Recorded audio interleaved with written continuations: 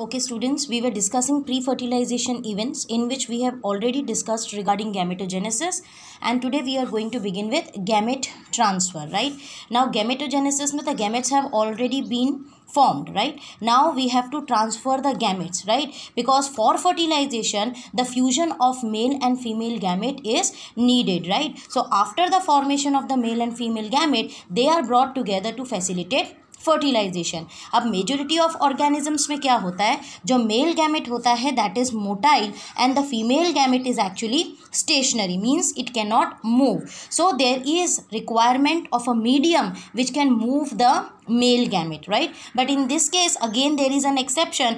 Majority of organisms in which male gamete is motile and female gamete is stationary, but there are some algae and fungi where both the gametes are motile. So if both the gametes are motile, then they can come in contact with each other, right? Now in algae, bryophytes and pteridophytes, you know that algae for reproduction require water, bryophytes as well require water, and pteridophytes also require water. So in the case of algae, bryophytes and pteridophytes, where one gamete is motile and the another gamete is stationary, the medium is water. आ रहा है समझ में? Here the male gametes are produced in several thousand times more than the female gamete, as many of them fail to reach to the female gamete, right? Because they are not knowing where the female gamete is. So male gametes are produced several thousand times more than the female gamete, because they can even move in the wrong direction. क्लियर हो रहा है, right? So gamete transfer में after the formation of the male and female gamete they are brought together to facilitate fertilization. In majority of organisms the male gamete is motile where is the female gamete is stationary, so they require a medium to move the male gamete, except in some algae and fungi where both the gametes are motile. In algae, bryophytes and pteridophytes, the medium is water. Here the male gametes are produced several thousand times more than the female gamete, as many of them fail to reach the female gamete, right? So this is all about algae, bryophytes and pteridophytes. Now we are going to discuss regarding the angiosperms. These are all plants, right? Next is angiosperms. You know that angiosperms are seed plants, and you know very well that in angiosperm, which is the part where the sexual reproduction takes place, right? In the previous standard 11, we have already discussed that flowers are the part in the plant where the sexual reproduction takes place.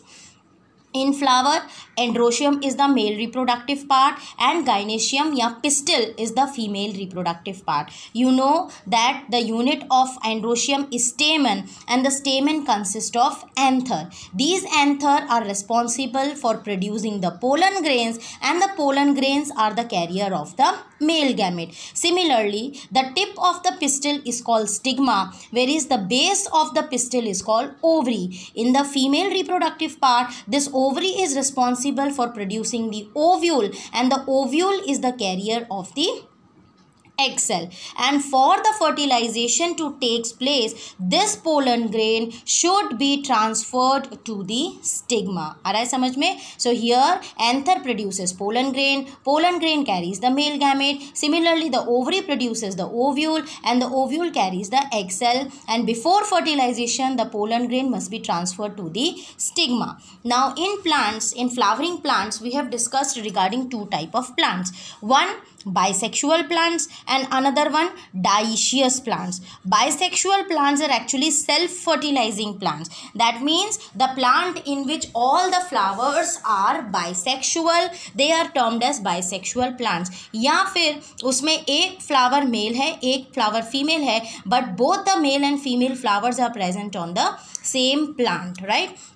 So we can also call them as self-fertilizing plants. Now in this self-fertilizing plant, as the anther and the stigma are present very close to each other, so they can easily come in contact when the anther is shed, right? For example, pea, we have already discussed that pea is a bisexual flower, right? Whereas in dioecious plant, I hope you remember the definition we have discussed in the earlier lecture.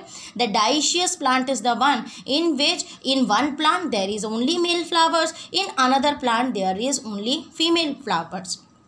right? Such plants can be far away from each other, so they require a medium, and here such plants are termed as cross fertilizing plants, right? So here in cross fertilizing plants a special event take place which is called pollination. You know very well what is pollination. Pollination is the transfer of pollen grain to the stigma.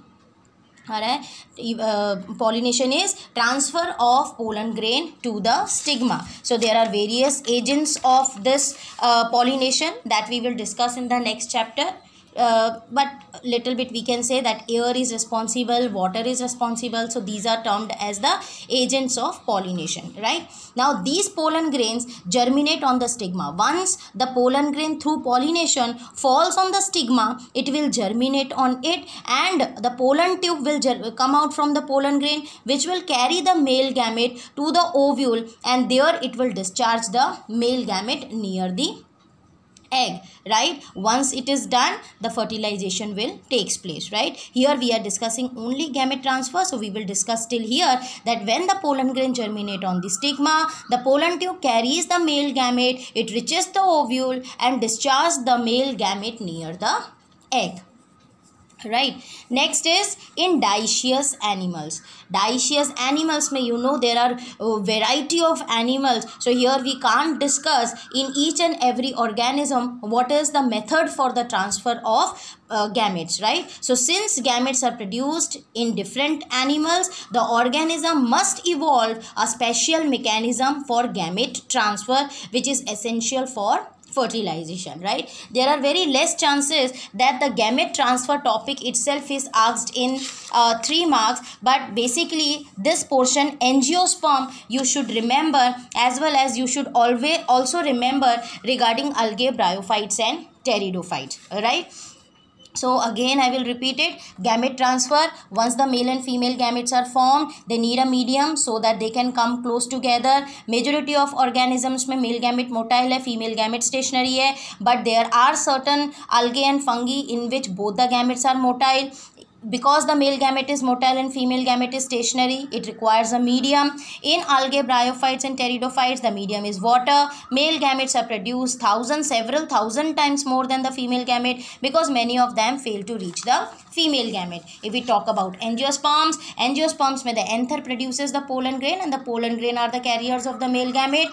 The ovary produces the ovule, and the ovule is the carrier of the egg cell. The pollen grain should be transferred to the stigma before fertilization. Now in bisexual plants, that is self-fertilizing plant, as the anther and stigma are present close to each other, so the anther easily come in contact with the stigma when it's shed. For example, peas. In dioecious plant, that is cross-fertilizing plants, a specialized event called pollination takes place, which facilitates the transfer of pollen grains to the stigma. Once the pollen grain falls on the stigma, germinates a pollen tube. This pollen tube carries the male gamete and reaches the ovule to discharge the male gamete near the egg. If we talk about dioecious animals, since gametes are produced in different animals, the organism must evolve a special mechanism for gamete transfer, which is essential for fertilization, right? So this is all about gamete transfer. So we have completed the pre-fertilization events, that is gametogenesis and gamete transfer. In the next lecture, we will discuss regarding the fertilization events. Thank you.